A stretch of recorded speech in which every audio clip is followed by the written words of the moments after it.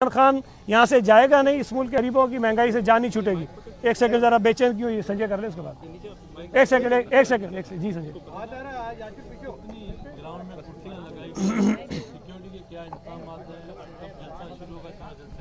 कहाँ के काफिले बुलाए हैं? एक सेकंड, अगर एक एक करके बात करेंगे तो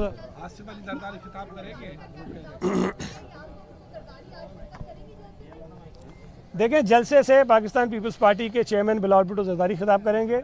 उनके अलावा पार्टी की जो दीगर सीनियर क़यादत है वो इससे खिताब करेंगी। हमारे जो सूबाई सुदूर हैं वो इससे खिताब करेंगे। जो आपने बात की आसिफ अली जरदारी साहब की या बीबी आसिफा की, तो कोई फ़िलहाल ऐसा कोई प्लान नहीं है कि वो इस जलसे से खिताब करें। दूसरी बात जो आपने पूछी कंटेनर्स कितने, फ्रेंकली स्पीकिंग मुझे कंटेनर्स की तादाद का इल्म नहीं है, लेकिन यह कि काफ़ी बड़ी तादाद है। और जो कुर्सियों की बात आपने की, हमने कुछ रोज़ पहले जब ये कहा था तो हमारा अंदाज़ा था कि 40,000 के करीब कुर्सियाँ इस पंडाल में लग सकती हैं, लेकिन कल जब हमने यहाँ पे थोड़ा विज़िट किया तो बीच में काफ़ी जगहें इसमें हमें खाली नज़र आई, तो वो हमने फिर रात में मज़ीद कुर्सियाँ मंगाई हैं और वो जगह फिलअप की ताकि लोग ज़्यादा से ज़्यादा आसानी से जो हैं वो बैठ सकें।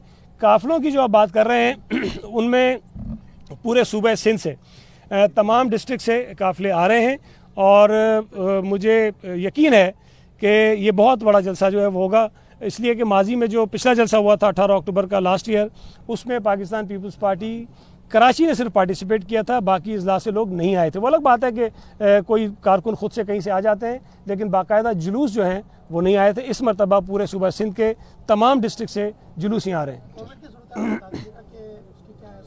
देखें, एक तो अल्लाह का शुक्र है कि ओवरऑल वैसे कोविड की जो सूरत हाल है काफ़ी बेहतर हुई है और कराची में ख़ास तौर पे अगर मैं कहूँ तो बहुत अरसे बाद जो शरह थी वो 2% के लगभग रही है। माजी में ये काफ़ी ज़्यादा बढ़ गई, 25% तक भी गई।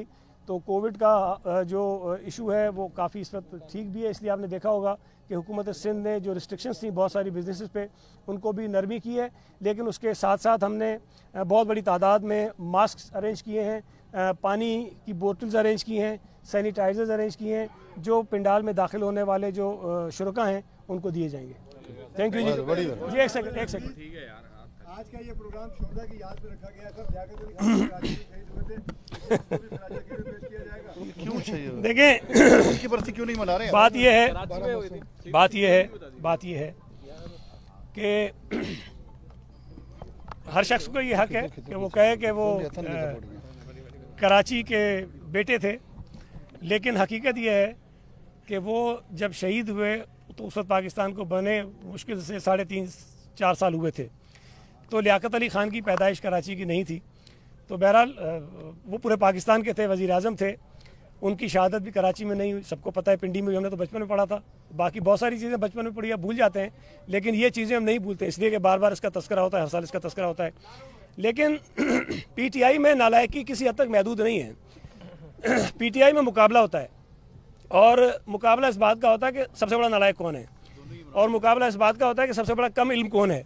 तो वज़ीर आज़म साहब भी अक्सर ऐसी भोंगियाँ मारते हैं, तो गवर्नर साहब ने कहा है कि मैं इस भोंगियों में क्यों पीछे रह जाऊँ। तो जब इन्होंने गंदम की बात की थी तो मैंने उस वक्त भी कहा था कि गवर्नर साहब को गंदम की पैदावार का, उसकी प्रोक्योरमेंट का, उसकी जो रिलीजेस होती हैं उसकी कीमतों का कुछ पता नहीं है, तो उस पर वो बात ना करें।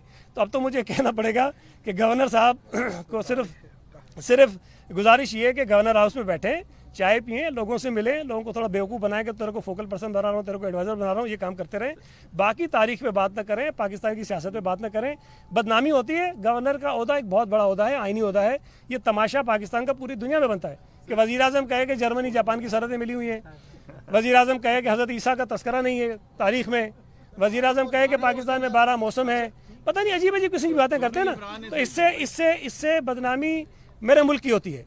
वज़ीर आज़म की हद तक, इमरान खान की हद तक, इमरान इस्माइल की हद तक हो तो मुझे खुशी होगी, लेकिन बदकिस्मती ये है कि जिन ओहदों पर वो बैठे उससे हमारा मुल्क बदनाम होता है। तो बेहतर है कि इस किस्म की बातें ना करें। अगर बातें करनी हो तो पर्ची लिख के ले आया करें कि कहाँ कौन पैदा हुआ था, कहाँ उसकी शहादत थी। थैंक